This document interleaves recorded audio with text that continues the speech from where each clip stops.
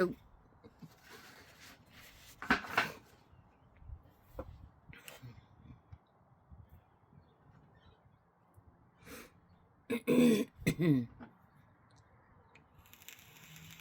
Oh, I thought it was still counting down. Sorry. I know I talk about a lot of serious subjects on here, like suicide, um, mental health issues, medical issues, um, domestic violence, but all of those have touched my life, and I like to try to help people, maybe bypass some of the obstacles, that made it harder on myself because of choices I made. Um, as far as domestic violence, it's a horrible thing to happen. You feel so alone because you're isolated from your friends and family. You're pretty much isolated from everything. And um, my situation, there was times when I thought I could protect myself, and then there was a time I couldn't. And he threw me on the ground, beat me in my face, held me down with his knees on my arms right here. And then when he got up, he started kicking me in my kidneys.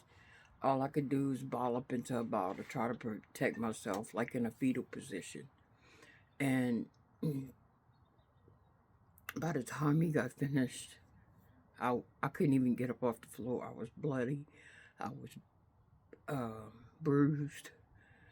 I didn't have a phone because he took my phone. Um, I had to wait till he passed out. I crawled to the door, reached up to try to get the latch on the screen door because I couldn't stand at this point. This is still kind of a little hard to talk about because it wasn't too long ago. I mean, maybe 8, 10 years ago. But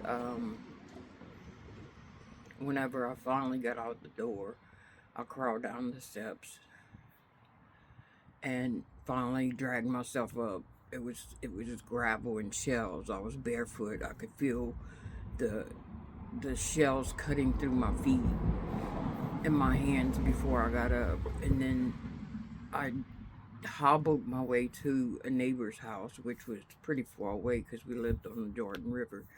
And of course, their stairs, they had like 3 flights of stairs. I had to crawl up. And then I just remember passing out at their door. They said that before I passed out, I gave them my parents' number to call, and they called the ambulance and put me in the ambulance. I remember as they were putting me in the ambulance, as I was coming in and out of consciousness, um, they treated me horribly because they thought I was drinking. What he did was pour vodka on me, and I smelled like a brewery. But I hadn't been drinking. It wasn't me drinking. It was him. So they didn't treat me right. I tried to tell them I wasn't drinking, but I was in, like I said, in and out of consciousness, and I could see from the side eye that the cops were there and they were talking to him, and I figured he was feeding them a line of BS. Well, they got me to the hospital, and where I was at, I was in Mississippi. I hadn't been living there long, and I didn't know my way around. We lived right off the interstate in Bay St. Louis in the Kill. Anyway, they brought me to the hospital. Again, they could see the condition I was in, but they thought I had been drinking, and I tried to tell them I did not drink, that he poured alcohol on me. Well, they pretty much just, blew me off. And the doctor came in and looked me once over and just told them to discharge me, because I was drunk and there was nothing they could do. And I wasn't drunk. I hadn't drank a drop of alcohol. But I didn't know what to do. I asked them, I said, well, how am I supposed to get home? I don't even know where I live from here. And they said, well, we're not a taxi cab. Our ambulances are for emergencies. We're not a taxi cab. I said, okay. So now I was barefoot. Of course, my feet were all cut up from the gravel. I had jeans on, but they were like the torn jeans and a little tank top. Because, I mean, it was summertime, you know. And I, I hobbled my way out of the emergency room, and I seen a Waffle House across the street. So um, I got to the Waffle House and sat down and just asked the waitress, "Could I please have a glass of water?" So she brought me a cup of coffee and a glass of water, and I told her, "I don't have the money to pay for this. I mean, I can't pay for the coffee." She said, "The gentleman at the end of the counter got it for you." I said, "Thank you." So I sat there quietly trying to make myself as small as I could because I was embarrassed. I was ashamed, and I was hurting so bad. It was unbelievable. Um, I'm going to jump ahead and then go back. Whenever I got seen by another doctor, not in Mississippi, I had 3 broken ribs. I had a fracture. I think it was a fractured uh, optical, not fractured, but it was so deeply bruised, and it possibly could have been fractured.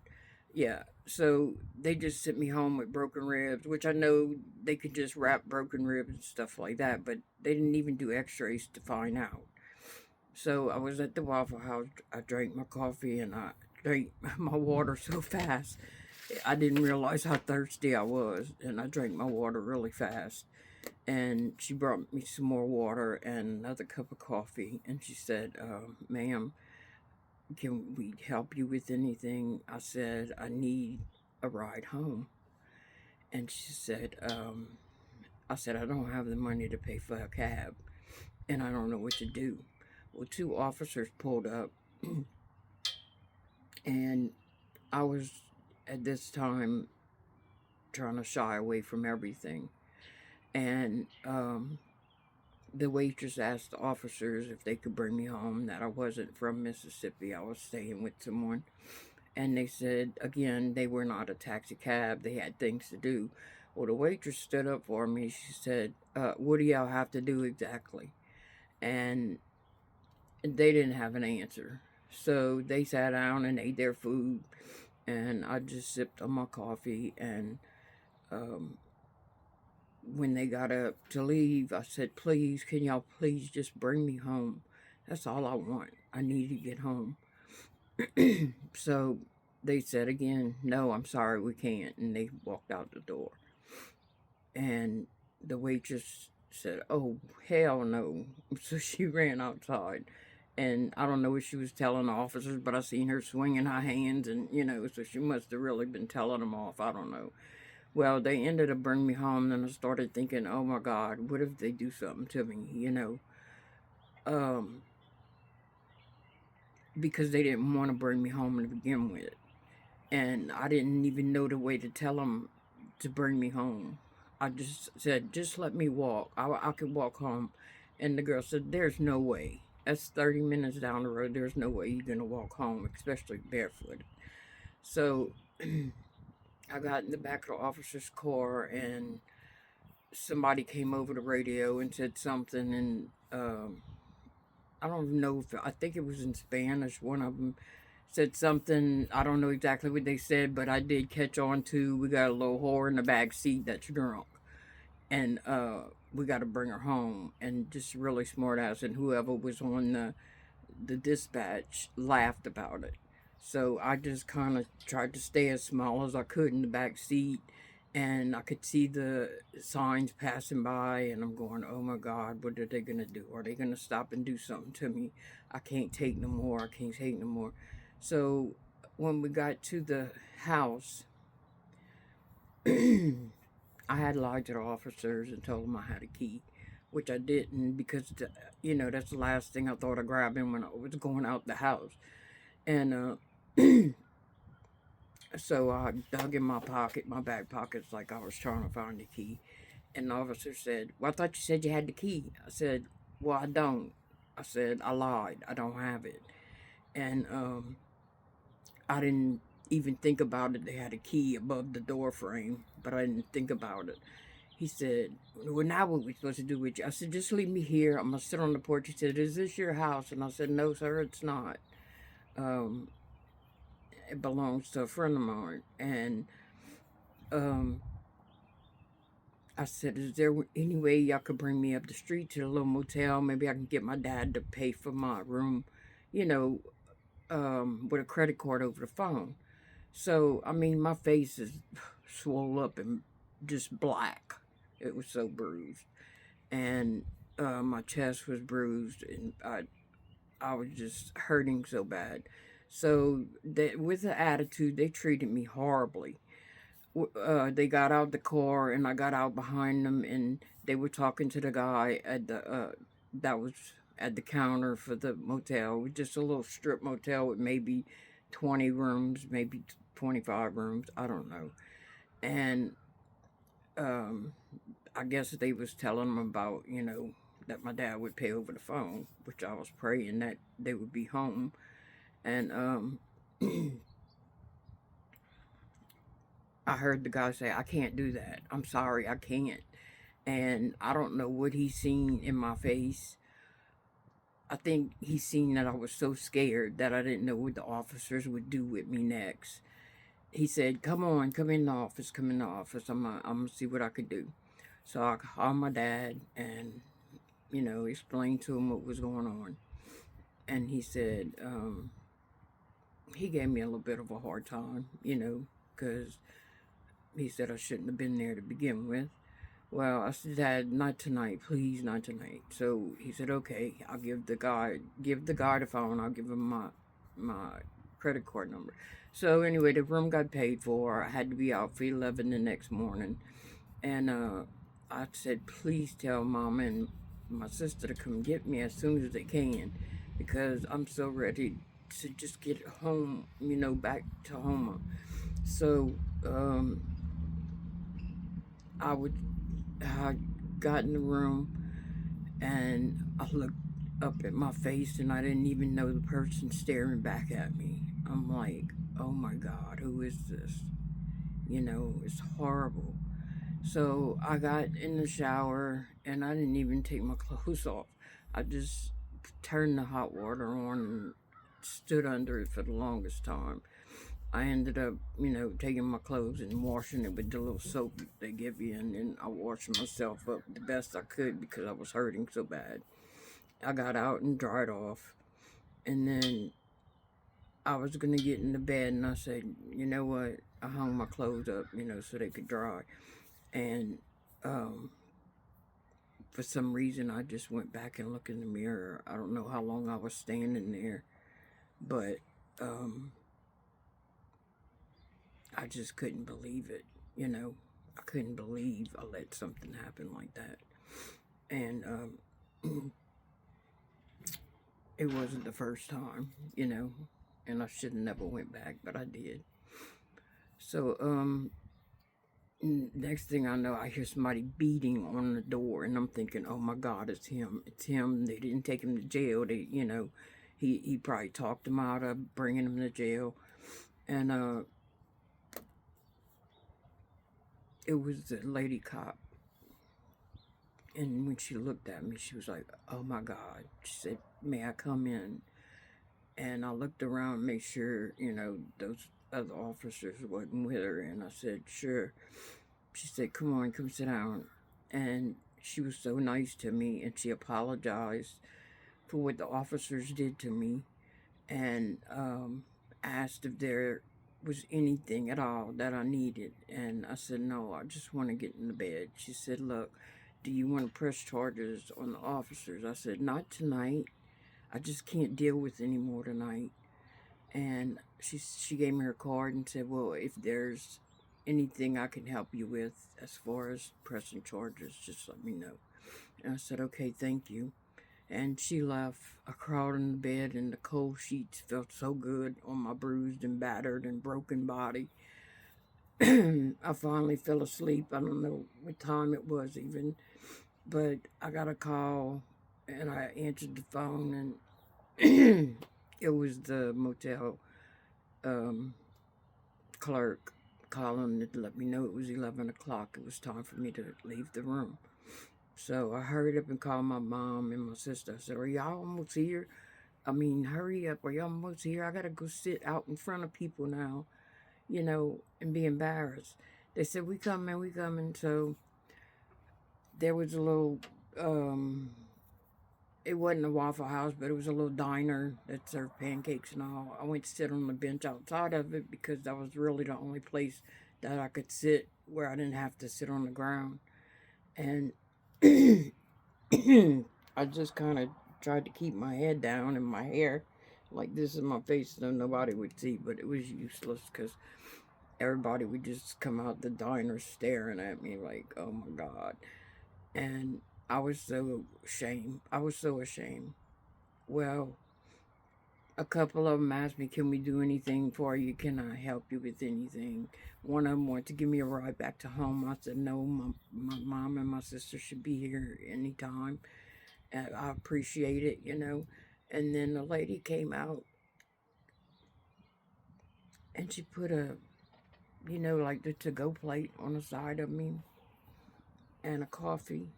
And she didn't say anything. She just walked away. And I said, "Oh my God, thank you so much, ma'am. I don't even know when's the last time I ate." And um, I drank the coffee and I took a couple bites, but my lips were so swollen, battered and bruised that I couldn't eat too good. But the coffee felt good, so I drank it. And my mom and my sister showed up. I said, "Y'all, I have got to go get all my things. I've got to go get everything right now, or I'm not going to be able to get it when he gets out of jail." So they said, "Well, what you can do?" I said, "I'm going to break in the trailer. That's all I could do." So we get over there. I'm trying to break in the door, with a credit card, or I had found a little thing that, like they do with paint, and tried to stick it in there well, the door opens. Someone opens the door. Who's standing there but him? And I'm like, "How in the hell did you beat me home from jail?" So I don't even know if they took him to jail. I don't know what happened. But he beat me back to the house. And me and my mom and my sister were, they were pretty much loading it up. I just put it in bags, in boxes and all. And they loaded it because I couldn't. Um, and I thought he was in another room, so I went into the bedroom to get my stuff. Well, he grabbed me by the neck and throws me up against the wall. And he grabs a bag out of the closet, which was from my past. It was a bag of needles that I used to use, but I hadn't used them in like a year. They were just sitting there. I should have threw them away. Well, he said, "I'm going to show this to your mama. If you don't, stay." He said, "You're going to stay. You're not going nowhere." And I tried to push him off of me, but he grabbed me tighter around the neck. And I'm like, "Where in the hell is my sister and my mom?" Well, my sister, I guess she grabbed him by the shirt. I don't know. I said, "You know what? I don't care.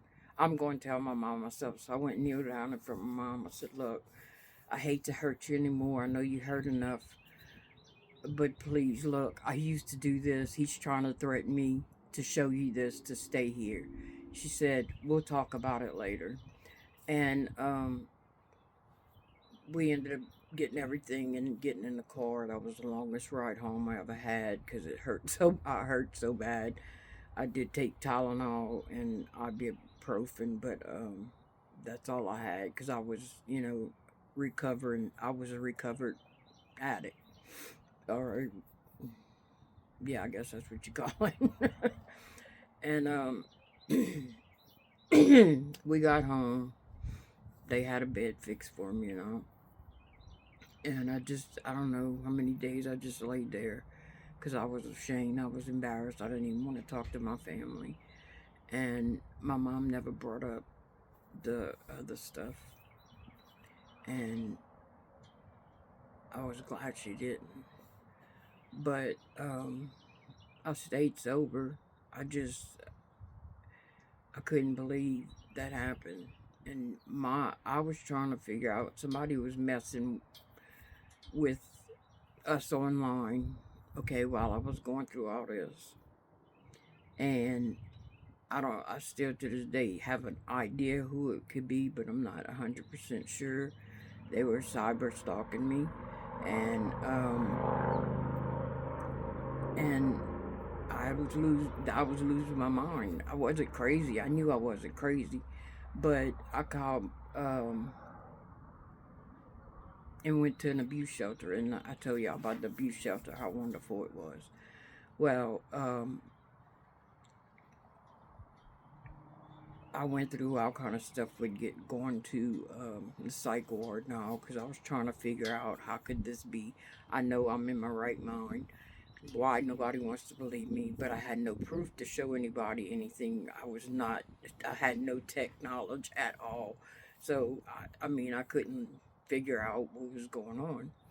And I did go in and out to psych ward because of it a couple of times. And that was the last time I went, but I hate to say this online, but I was gonna, I called a cab from Lake Charles where I was staying after I got out of the beef shelter. And after he found my number and called me, and it was a new number, it was one of the little government phones. It wasn't anything that he could track me by, and only a few people had my number. And he called me. After that, I was like, "Look, I'm never gonna be rid of this dude. I'm never gonna be rid of him." And I um I made the decision I was coming back to Houma to make him unalive. And the cab came pick me up. We was in Lafayette. I asked the guy to pull over because I wanted to smoke. I couldn't smoke in the cab. So he did. And I remembered that one time went to the psych ward. It was in Vermilion in Lafayette. Vermilion, that's what it was called. So I asked the taxi driver if he could please drop me off there. He said, yes, ma'am, but why? I said, because I just feel like I need to go. And he said, okay, I'm going to wait out here for you in case they don't take you. And I looked at him, I said, trust me, they're going to take me. So I made the decision that night that he took 7 years of my life. He was not going to take the rest of it by me doing something stupid, you know. And I asked if they had a bed, and the lady asked me, what's going on. And I told her, I said, I want to kill him. And she said, well, yes, we have a bed. And she immediately took me in, checked me in. And I was just numb. Like I didn't have nothing to say to anybody. I was so angry.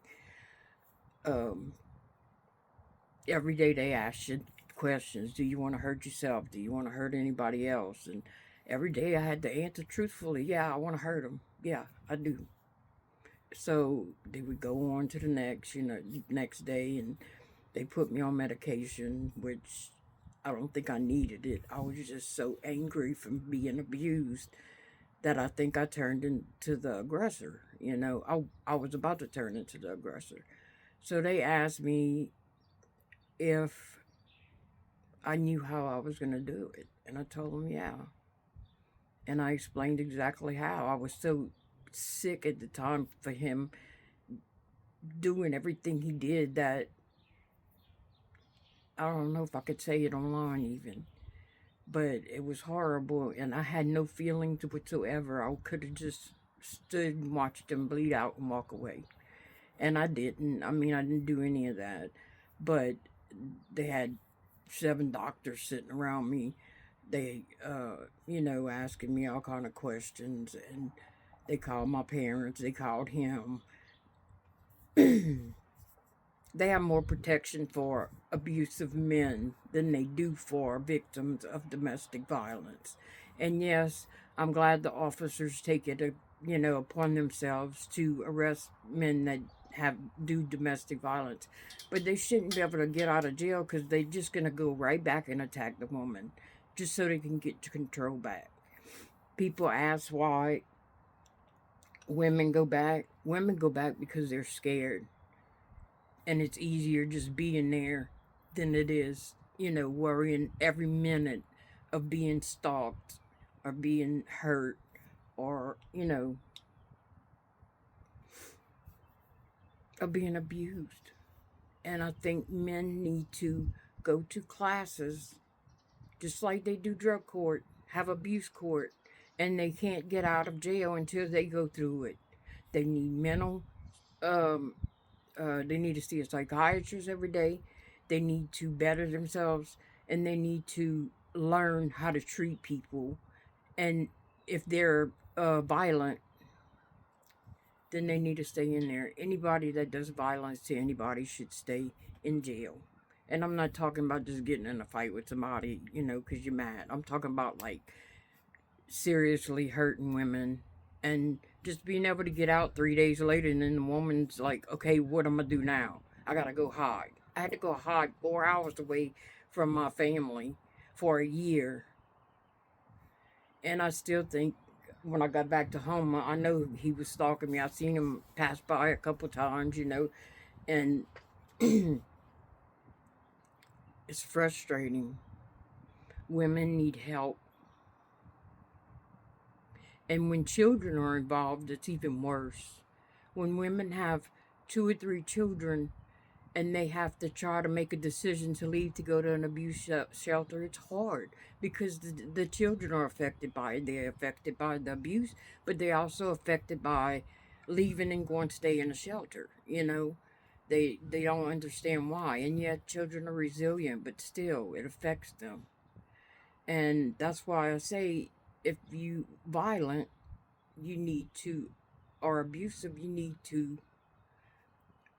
I don't know, if anybody has a better idea than me, so be it. But something needs to be done. And women victims need to stand together and have a voice. And I'm trying to get together right now a ribbon ceremony where abuse victims or just victims of anything, suicide, addiction, whatever, can get together and have a voice, because you don't have a voice anymore. You just keep everything inside out of shame, out of anything. So I would like to have a ribbon ceremony. I know October, November is kind of like domestic violence month.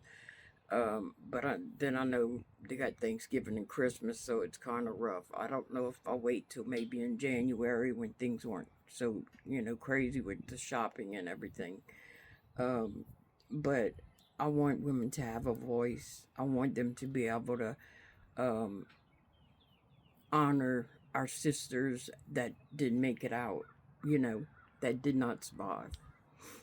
I want them to honor themselves for being able to survive and get out, you know, because the most dangerous time of of leaving somebody that's abusive is when you actually leave, because they lose total control of you and they lose their minds, and if you're not hiding, they'll hurt you.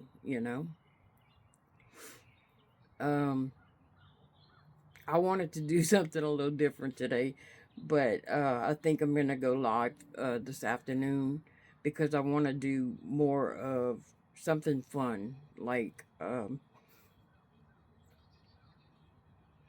I don't know, like your superpower accessories, like moon water, and talking about the intentions and different cleansing things you can make, like for essential oils, um, different little recipes to call in the goodness and block the badness out of bad stuff out of your life. So I think I'd like to go on and do it tonight. Um, I know things I talk about are heavy and they're hard to hear, but they happen every day. People are dying every day because of abuse, and it's nonsense. Because any person that abuses anybody, they're so insecure, not the person being abused, the abuser is so insecure that they're jealous because you light up a room when you walk in, or people are drawn to you, you know, because they can feel the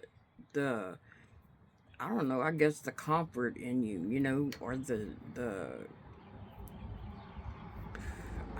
I don't know, the softness or the love, and they can't stand that. So, um, I lost my train of thought. Oh, I was saying how abusers are the most insecure, insignificant, irrelevant people on this earth. And I don't care who gets mad. I mean, get over it or go get help. That's your two choices. Get over it, go get help. Victims, y'all need help because the bruises and the broken bones and all are bad, really bad.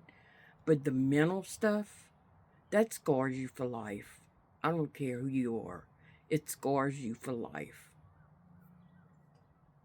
And women need comfort, they need help. Realizing number one, that they have been abused, and number two, that no, you're not making a bigger deal out of it than what it is. And no, it's not your fault at all. None of it is your fault. And there is help out there. But I would like to eventually start an organization to help even more young girls before they start dating and all. You know, explain to them more about life and what's out there. Because I had a wonderful childhood. I had great parents, but I was so naive, y'all. I was so naive. I thought you got married, had kids, live happily ever after. Well, it don't work like that. Not most 99% of the time it don't. And relationships are hard. They're very hard. But you need to find ways to treat the person you love with respect and honor them, because a lot of times, and I've done it myself, you treat a stranger better than you treat your family or your loved one, you know, or your best friend. It just happens. But people need to take the time to realize you need to treat your significant other or your child or your mother and father with respect. And I know people complain about their childhoods now, but give your parents a break, man. They probably did without and tried to stay strong and not show all the horrible things that they went through to try to get you grown up in a better life than what they lived, you know. And so give your parents a break. Have a talk with them. See their point of view. See what they went through, you know, to save you from a horrible childhood. But I love y'all. And and I will try to come back on this afternoon and do the moon water and all that. Y'all have a good day.